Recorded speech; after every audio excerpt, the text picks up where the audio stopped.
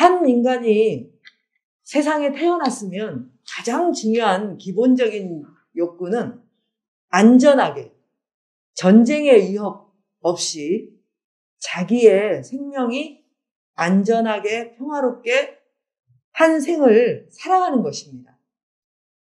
그렇다면 평화통일교육은 분단된 우리 사회에서 어떻게 우리가 해야 좀 더 행복하게, 좀 더 안전하게, 그리고 좀 더 인간다운 삶을 누리면서 살아갈 수 있을지에 대한 가장 중요하고도 필수적인 교육이라고 이렇게 생각할 수 있겠습니다. 당연히 평화통일교육은 헌법에도 명시되어 있습니다. 헌법 제4조에서 평화적 통일계획을 수립하고 이를 추진한다. 이를 추진함과 동시에 국민들에게 어떻게 진행되고 있으며 어떤 방법으로 하는 것이 가장 우리 국민 행복에 도움이 되고 보탬이 되는지에 대해서 공유하고 알려야 될 책임이 정부에 있는 것입니다. 자, 이거 한번 보실까요? 왜 한국이 스스로의 운명을 자기 손에 움켜쥐고 자기의 운명을 결정하는 삶을 선택하지 않나요? 왜 미국이 하라는 대로 하는 그런 삶을 살고 미국이 그렇게 하도록 둡니까? 앞으로 10년에서 20년 동안 한반도가 통일국가가 되어가면서 세계에서 가장 신나는 흥미로운 나라가 될 것입니다. 자, 이 이야기는 제가 만약에 했다면 난리가 나겠죠? 자, 이 이야기는 2019년 3월 6일 한국에 방문한 세계적인 투자 자본가 짐 로저스가 했던 이야기입니다. 이분이 이런 이야기를 했던 것처럼 자신의 운명을 결정하면서 살아갈 수 있는 힘을 기르는 것이 그것이 평화통일 교육이라고 말씀드리고 싶습니다. 평화통일 교육이 제대로 되고 있지 않다는 것은 우리 국민이 주인으로서 살아갈 수 있는 힘을 가지고 있지 못하다는 이야기일 수도 있고요. 그리고 그러한 교육이 어린 시절부터 제대로 되고 있지 않다는 그런 진단일 수 있다고 생각합니다. 바로 스스로 행복하게 살기 위해서는 평화통일교육은 필수이고 국민이 그 교육을 받아야 할 권리가 있다. 이 말씀을 드리고 싶습니다. 세상에는 굉장히 다양한 생명체들이 살아가고 있고요. 그리고 다양한 문화와 환경을 가지고 있는 나라들이 있습니다. 유독 세상에서 우리 남과 북만 분단된 나라로 살고 있다는 사실을 저는 이 새의 그림을 보면서 한 번쯤 생각해 보고 싶습니다. 자, 그러면 바로 오늘의 주제인 통일 교육의 현황을 먼저 살펴보도록 하겠습니다. 자, 통일 교육의 목표는 통일부의 통일교육원에 명시되어 있습니다. 참으로 안타깝게도 대한민국 교육을 관장하고 있는 교육부에서 통일교육을 전면적으로 맡고 있지 않습니다. 저는 이 부분이 우리 통일교육의 굉장히 어려운 지점이고 또한 평화통일교육이 교육적 원리와 인간의 교육의 가치에 근거하지 않은 상태로 왜곡될 수 있는 가능성을 제공하는 부분이 바로 이 부분이라고 생각합니다. 제가 통일부 통일교육원에 들어가서 그 규모에 대해서 또 놀랐습니다. 우리나라 전체에 통일교육에 그 계획을 세우고 내용을 만들어가는 총책임을 맡고 있는 통일교육원은 국내 교수진 9분에서 10분, 그리고 해외 초빙 교수진 27분으로 구성되어 있습니다. 자, 2018년 이후에 달라진 내용들을 중심으로 한번 살펴보겠습니다. 그 전에 통일교육원과 통일교육에 대한 부분은 그냥 참고하시고요. 2018년은 굉장히 중요한 촛불항쟁과 그리고 4.27 판문점 회담 그리고 9.19 평양 공동선언이 있었던 해입니다.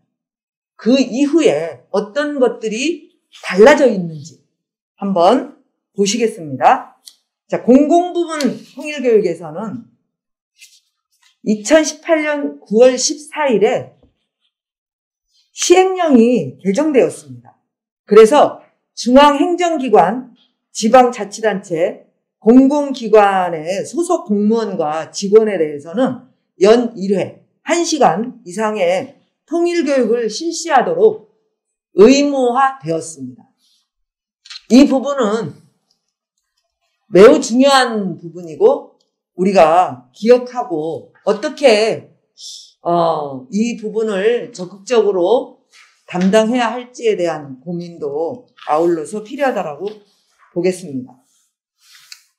그리고 학교 통일교육과 사회 통일교육 그리고 시민 통일교육에 아까 말씀드린 공공기관 통일교육에 가장 중요한 지침이 되고 있는 통일교육 지침서가 있습니다. 그 통일교육 지침서의 내용을 PT를 통해서 한번 살펴보도록 하겠습니다. 여러 가지 중에서 핵심, 달라져 가고 있는 것만 한번 살펴보겠습니다. 통일 환경과 남북한 실상에 대한 객관적 이해와 건전한 안보관. 사실 건전한 안보관, 그리고 균형 있는 북한관, 이런 이야기는 굉장히 많이 강조되고 있습니다. 2001년, 2006년, 다 기억하시다시피 6.15 공동선언 이후에 남북 교류가 매우 활발하게 진행되던 시기였습니다. 이때 핵심 키워드를 보시면 남북한 실상에 대한 객관적 이해라는 부분이 추가됩니다. 이것은 분단된 상태에서 그리고 국가보안법이 존재하고 있는 상태에서 통일교육하는 사람들에게 너무나도 중요한 통일교육 지침이라고 볼 수 있습니다. 이것은 남북한 실상에 대한 객관적인 이해 교육을 하는 데 있어서 정부가 그 책임을 진다라는 것이죠. 그 부분을 저희가 아마 이 부분에 근거해서 굉장히 많은 남과 북의 실상에 대한 교육을 했던 것으로 기억이 됩니다. 실제 북을 방문했던 분들이 사진 찍어오고 그리고 거기서 듣고 경험한 여러 가지 자료들을 가지고 직접 교육할 수 있었습니다. 두 번째, 건전한 안보관. 2009년, 2012년, 2016년 통일교육 지침서에는 앞에 전제 조건이 빠집니다. 건전한 안보관만 제시됩니다. 이것으로 인해서 나타날 수 있는 부작용과 그리고 평화통일교육을 담당하는 사람들의 부담감은 이루 말할 수가 없습니다. 건전한 안보관이 어떤 것인지 전혀 명시되어 있지 않습니다. 이래서 지난 2008년부터 2016년까지 평화통일교육이 제대로 그나마 이루어질 수 없었던 겁니다. 자, 세 번째 부분 보시면 2018년입니다. 너무나 안타깝습니다. 건전한 안보의식 제고라고 되어 있죠. 저는 제가 평화통일교육 현황에 대해서 조사하고 연구하면서 가장 안타깝게 생각하는 부분, 현재 진행형인 이 부분이 남북 실상에 대한 객관적 이해라는 부분이 왜 빠진 채 2018년 통일교육의 목표가 설정되었을까? 정말 안타깝게 생각하고요. 이 부분은 어쩌면 국가보안법 폐지를 통해서 해결하려고 했을까? 라는 고민이 들고, 그리고 반드시 국가보안법 폐지를 통해서만 보완할 수 있다라는 말씀을 드리고 싶습니다. 자, 그리고 통일교육원에서 그 평화통일교육을 하는 그런 단체들과 업무 협약을 2018년 이후에 하고 있었습니다. 제가 어떤 단체들과 업무 협약을 했는지를 한번 살펴보았습니다. 2019년 5월에 경남교육청과 업무 협약을 체결했습니다. 그래서 경남교육청 제가 그 업무 협약 체결한 그 단위와 경남교육청의 상황을 분석해 보았는데요. 실질적으로 굉장히 활발하게 시민단체와 함께 경남교육청이 협력해서 그 평화통일 교육을 학교 안까지 그리고 각 시민단체 영역까지 진행하고 있는 것을 확인할 수 있었습니다. 예산도 편성해서 진행하고 있더라고요. 이게 업무 협약의 위력이 굉장히 크다라는 것을 알 수 있습니다.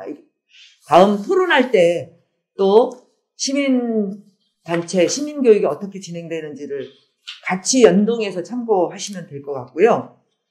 그리고 2020년 9월 4일 국가평생교육진흥원과 평화통일교육 업무협약을 체결했습니다. 놀라운 장면이 하나 발견되는데요. 2020년입니다. 11월 4일 한국자유총연맹과 업무협약을 체결했습니다. 저는 우려스러운 지점이 있지만 서로 정보를 공유하면서 그리고 내용도 공유하면서 잘 진행되었으면 좋겠다는 생각을 해보았습니다. 사회통일교육 중에서 또 중요한 부분들은 전국의 12개 지역에서 통일교육관을 운영하고 있었습니다. 그 중에 부산통일관과 경남통일관, 인천통일관, 제주통일관, 충남통일관은 자유총연맹의 자유회관에서 운영하고 있었습니다. 제가 통일교육의 건전한 목표인 남북 실상에 대한 객관적 이해, 이 부분이 반영될 수 있다면, 이 부분을 점검할 수 있다면 하는 기대를 해봅니다. 그리고 반드시 그렇게 어느 단체가 운영을 하고 있다 할지라도 그러한 부분이 반영될 수 있도록 지도와 감독이 있었으면 좋겠습니다. 자, 통일교육 지침서를 통해서 살펴본 그 현황이었고요. 그리고 학교 평화통일교육 강사 자격 요건이 있습니다. 제가 이렇게 평화통일교육 지침서에 대해서 길게 분석한 가장 중요한 이유는 이러한 평화통일교육 지침서는 17개 시도교육청을 통해서 전국의 학교로 공문이 내려가고요. 그리고 이 평화통일교육 지침서는 학교교육뿐만 아니라 시민교육, 공공부문 교육에도 준용이 되더라고요. 그래서 학교 평화통일교육 강사 자격 요건은 사실 시민이나 공공부문 평화통일교육 강사 자격 요건과 거의 같이 연동되고 일치됩니다. 평화 안보 분야, 역사 등 관련 분야 활동 경력이 있는 사람. 두 번째 항목이 통일 또는 안보 분야에 대해서 정부 부처, 산하기관, 강사 양성 프로그램을 이수하거나 자격증을 가진 사람. 저는 이 정도까지는 괜찮다라고 봅니다. 세 번째 항목에 보시면 교원, 군인, 경찰 등 업무 관련 공무원 경력이 있는 자예요. 좀 이상하지 않습니까? 그 다음 네 번째 항목에 보시면 6.15 전쟁, 참전 등 국가 유공자예요. 좀 안타깝습니다. 그 밖에 5번 항목은 더 놀라워요. 그 밖에 1에서 4 요건에 상당하는 자격이 있다고 판단되는 자로서 교육을 실시하는 학교장의 승인을 받은 자예요. 자, 평화통일교육 강사 자격이 이 정도라면 사실 특별한 자격이 없는 거죠. 누구나 할 수 있는 거고, 건전한 안보관이라든가 또는 균형 있는 북한관이라는 이 부분에 대해서 정말 정확하고 그리고 사실에 입각한 그런 증거가 전용돼야 된다는 것에 대해서 참으로 안타깝게 생각합니다. 현황을 분석하다 보니 과제가 거의 나오는 것 같습니다. 그래서 평화통일 교육은 가장 중요한 교육의 원칙은 상호 존중입니다. 교육을 받고 있는 대상은 존중되어야 하는 것은 물론이거니와 그리고 교육하고 있는 내용에 대해서 상대가 있는 내용을 교육할 때는 존중하는 마음을 가지고 교육하지 않으면 역효과가 굉장히 많이 발생한다는 게 교육학적 원리이기도 하고 원칙입니다. 따라서 상호 존중이 될 수 있으려면 아까 제가 통일교육 목표에서 제시됐던 것처럼 사실에 입각한 정확한 상대방에 대한 상황에 대한 공유가 굉장히 잘 진행되어야만이 가능할 수 있습니다. 일방적인 비방이나 또는 막연한 공포심을 바탕으로 해서는 상호 존중 감정은 일어날 수 없습니다. 해서 평화통일교육에서 상호 존중과 그리고 정확한 사실에 입각한 정보 교육은 너무나 중요하다고 생각하겠습니다. 두 번째, 평화통일교육에서 중요한 부분은 통일하면 우리에게 어떤 미래가 펼쳐져 있는지라는 미래 전망이 사실적인 자료, 구체적인 경로, 그리고 전문가들의 그런 가감 없는 그런 정보를 바탕으로 미래 전망이 제시되어야만이 설득력이 있을 수 있다고 봅니다. 그리고 세 번째, 상호 존중해야 되는 대상을 함께 평화롭게 살고 번영의 길로 나가야 될 대상을 적으로 규정하고 있는 국가보안법은 평화통일교육과 공존할 수 없습니다. 평화통일교육은 우리의 과거이기도 하지만 또한 우리의 미래입니다. 이러한 청년들이 어떻게 살아갈 수 있는지 그리고 어떤 포부와 어떤 전망을 가지고 힘있게 주인으로 살아갈 수 있는지에 대한 단서를 제공하는 것이 바로 평화통일 교육이 해야 할 가장 중요한 과제라고 보겠습니다. 지금 이 토론회를 진행하고 있는 단체가 한반도 평화경제회의입니다. 아마 평화통일교육에서 이후에 여러분들에게 다가갈 한반도 평화경제회의는 제가 말씀드렸던 이 세 가지 평화통일교육의 과제를 가장 효과적으로 해결해주고 그리고 안내하고 지원해줄 수 있는 든든한 단체가 아닐까 하는 말씀을 드리고 싶습니다.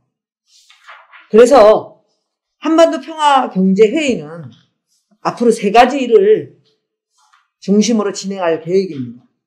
평화통일교육의 원칙을 수립하고 평화통일교육의 방향을 환기하기 위한 지역 토론회, 지역의 조건과 상황에 맞게 지역의 활동가들을 중심에 두고 그러한 토론회와 간담회, 세미나, 여러 가지 활동들을 중앙에서만이 아니라 지역의 네트워크를 구축해 가면서 평화통일교육의 원칙을 수립해 갈 것입니다.